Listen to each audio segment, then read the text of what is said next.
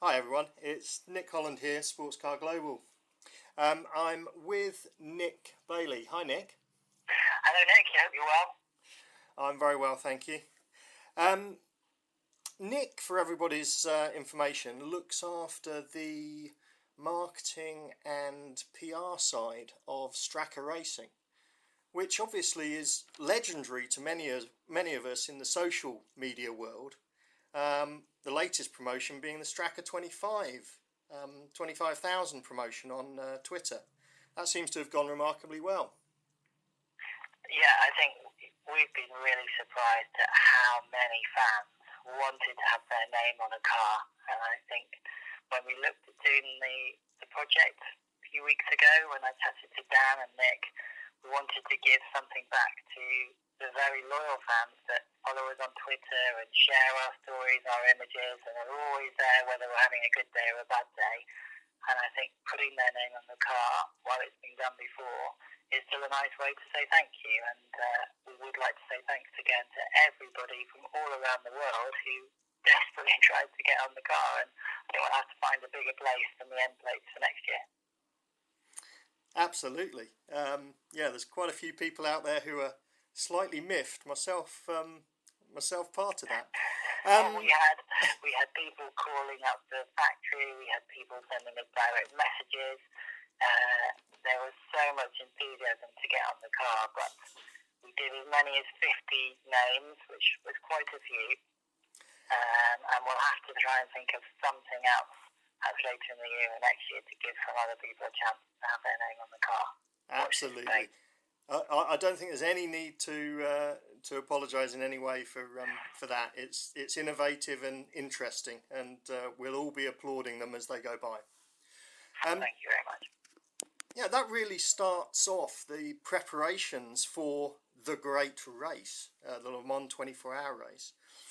How much does the business at Strakka focus on that single event each year? Well, preparations for Le Mans start in January, right at the start of 2016. So it is a very key event. It's the jewel in the crown of the championship. It's the one that all the drivers really want to race at and win. And so it does become a focus. And there are lots of reasons for that. Preparation of the car, scheduling of engine life, finding the resources, building up the marketing plan, for having guests at that event. So we'll have guests from some of our sponsors and technical partners. So it really is a key focus for the whole year for the team. And on that point, I mean, from the car's perspective, you obviously, unfortunately, at Spa, at the mid-distance, you suffered an engine failure. Was that a component that was at the end of its life, or was that a surprise? It was a surprise. It wasn't a component that was at the end of its life. The guys at Gibson are investigating that, and we'll find out what happened. Have a good relationship with the guys. Obviously, they look after both the chassis and engine side, and we'll work to find out what that is. But there are restrictions on engines, and so that means we have to look to the future of the season to see whether we'll need to take a penalty as time goes on. It's not ideal, and it means just more strategy for the team. Okay. Does it mean, because of that single event, does anything change with regard to Le Mans?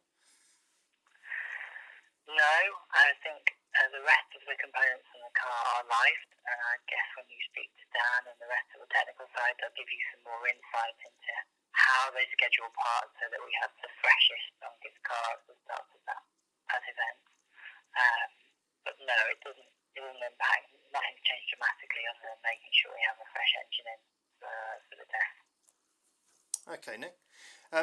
So sponsors were all onboarded earlier in the year. They obviously have brought into the marketing plan that you've pulled together.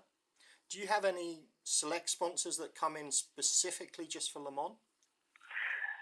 No, we don't. We have the current sponsors, which include Dell, Zero, and Ravenel, and then we have a number of technical partners, companies such as the F1 Systems, who are with us throughout the season. That's fantastic. I think we did announce another addition, which was OHW Studios, which are providing track models for use with our simulator.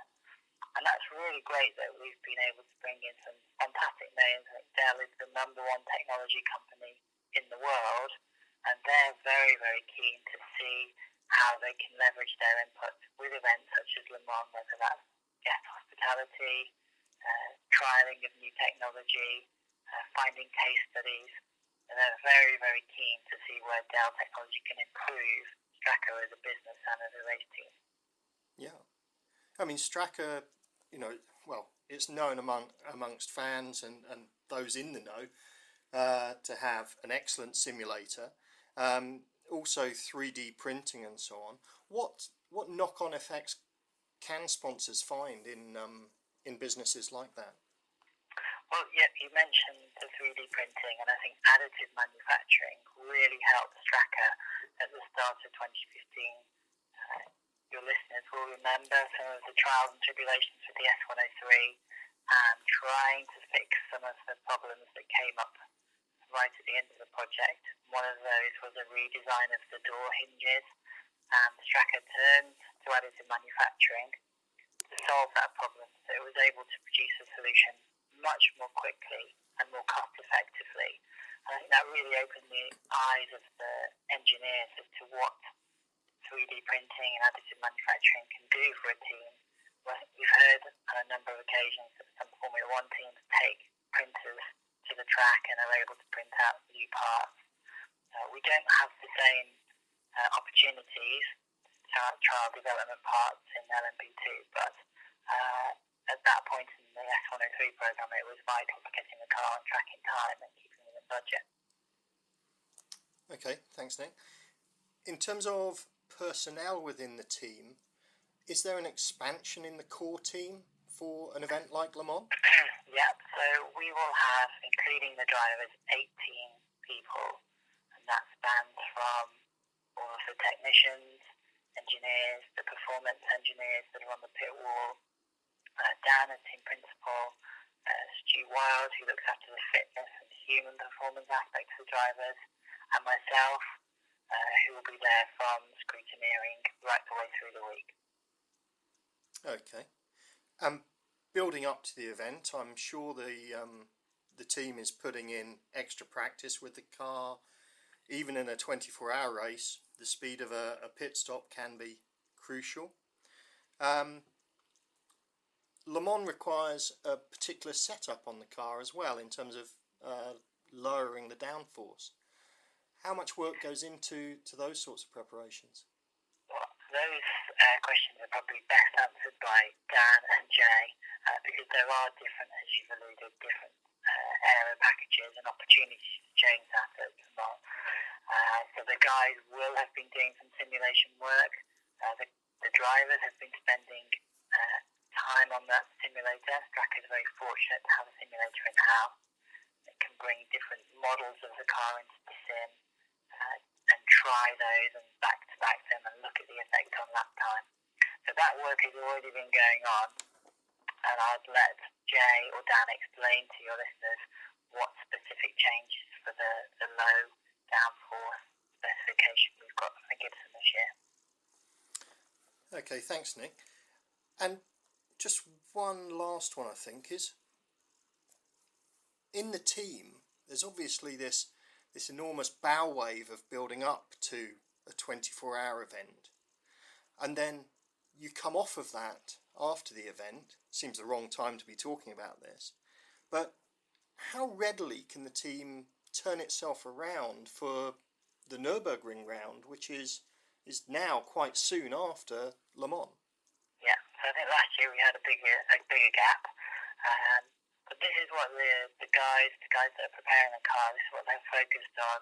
They're extremely passionate and diligent about putting the car together, putting a safe, strong and reliable car on the ground. And I don't know really how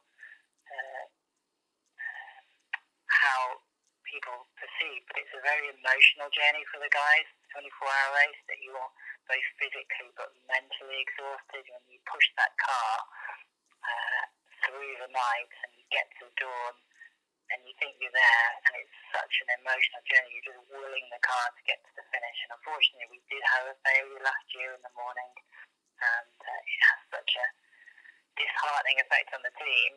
We worked so hard for 6 months of the year to get that car on the ground and to have a failure. But these guys are professionals, and they pick themselves up.